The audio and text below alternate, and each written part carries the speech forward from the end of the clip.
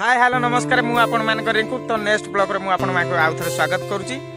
तो आम आज जाइलु एमती एक गोटे जगह को भल जगह को जाइलु तो परे कहबी।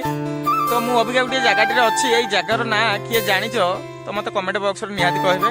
आम लोकल एरिया तो देखि पारथबे केते सुंदर जो एरिया केते बढ़िया लागुची आपण मान देखंतु। तो मो फैमिली मो झिया आ मो स्त्री को नहीं जाइए तो खाली दिहरे मो झी अच्छी देखी पारे सांग मैंने।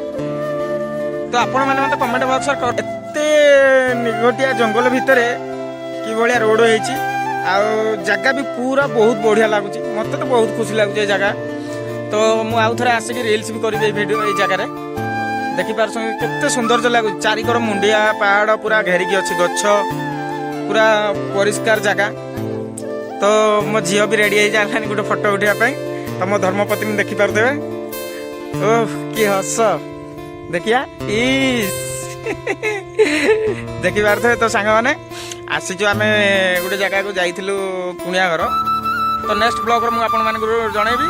जय जगन्नाथ।